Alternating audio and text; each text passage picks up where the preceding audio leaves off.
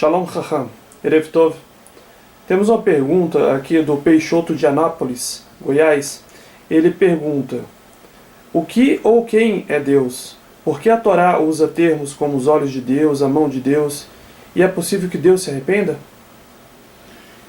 Primeiro, a Deus não cabe a nós dizer quem e nem o que.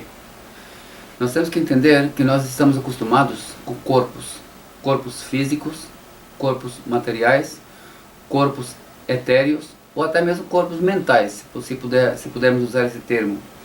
E Deus não faz parte de nenhuma dessas classes, porque Ele criou tudo, Ele está acima de tudo. Ele não tem corpo, Ele é indivisível, Ele não tem corpo nem espiritual, Ele não tem espírito, e é algo que nós não temos como dizer o que é.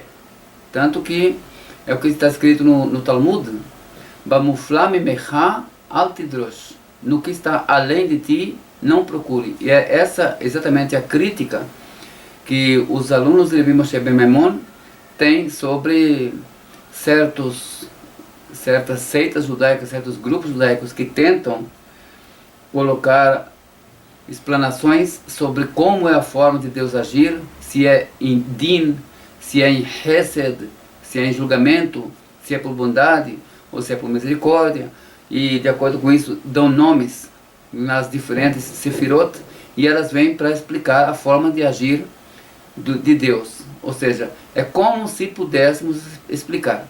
Na verdade, Deus está além de tudo o que o ser humano possa imaginar. O ser humano não tem como imaginar algo que não tem corpo. O ser humano não tem como imaginar algo que ele não consegue ver e que ele não consegue sentir. E ele está muito além de qualquer sentimento humano, de qualquer capacidade perceptória do ser humano.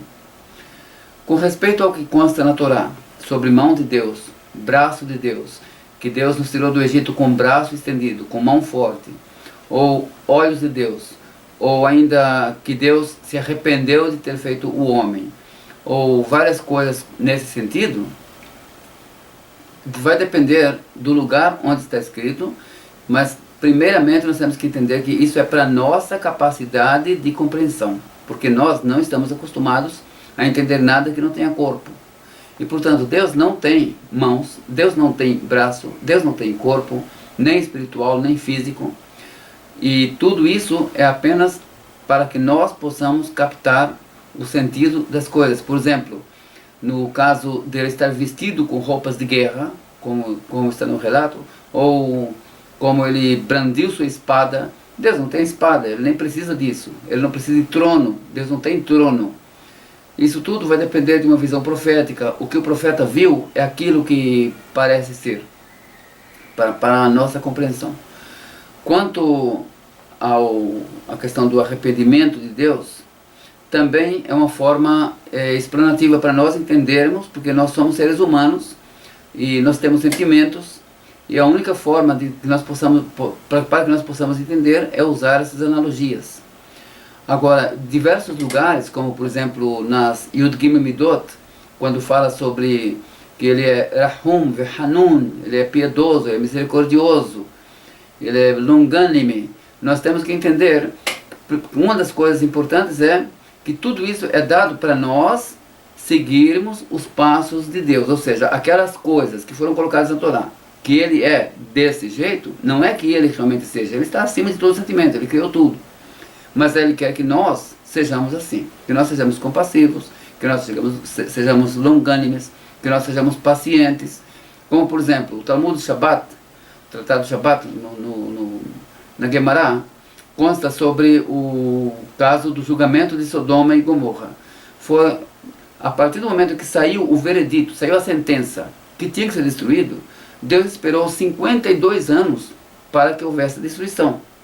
Ou seja, essa mesma paciência que ele teve com o povo de Sodoma e Gomorra, ele quer de nós que nós tenhamos uns com os outros.